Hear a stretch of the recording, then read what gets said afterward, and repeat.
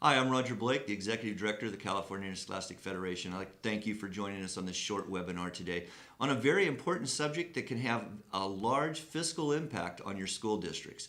This webinar is intended for superintendents and chief business officers of our schools in California. One of the issues that takes place and is reviewed every few years is realignment, re-leaguing. It's the placement of your local high schools into competitive athletic leagues. It's through this process that teams are placed into leagues where they have opportunities to win league championships in all the sports that you offer at your schools, but then they also have the opportunity then to progress into section championships and sometimes even into the state championship playoffs. However, this placement process is a locally controlled review process that takes place every 2 to 4 years in your area.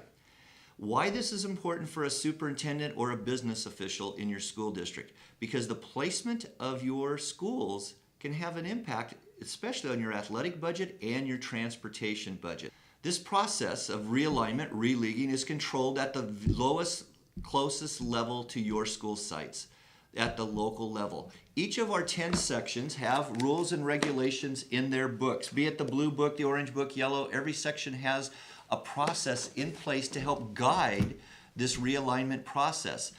There are generally 3 primary governing factors on the realignment process. The first one is often enrollment, the size of schools. So schools are playing generally schools of similar enrollment.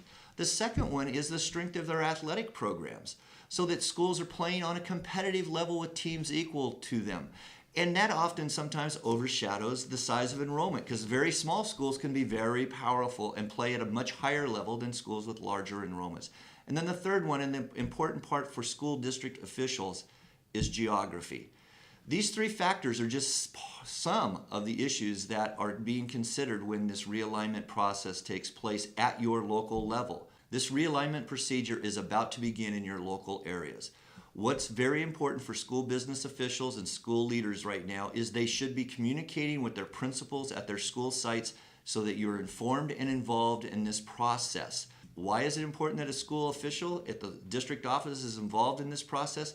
Unfortunately, in our world of athletics, some individuals will sacrifice travel and money for the opportunity to win championships. We know as educational leaders that we're trying to provide the best opportunities for student athletes in California to participate. That's our number one goal. However, some look at it as their number one goal is we have to win a league championship at the expense of geography, competitive equity, and sometimes enrollments.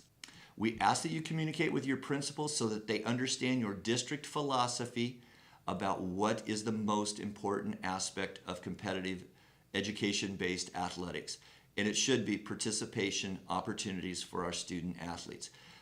High school sports should and must mean more than just the final score and putting championship banners up on the walls of our gym. We rely on educational leaders such as yourself to uphold these principles, which are the foundations of the CIF. We ask that you just take a few minutes, talk with your high school principals, ask them about the realignment, re-leaguing process, and make sure to convey to them the importance of competitiveness and geography to them as they go through this locally controlled voting. Lastly, what's most important on today's webinar is that the athletic program, and specifically this realignment, re-leaguing process, and where your school is placed and what teams they're going to compete with can have a large fiscal impact to your general fund, specifically your transportation budget. Please talk with your school site administrators and relay to them what your expectations are regarding these issues. This can be a simple meeting with your principals and athletic directors so that they understand from the very top in educational leadership what is expected. I'm Roger Blake. Thank you so much for joining us today.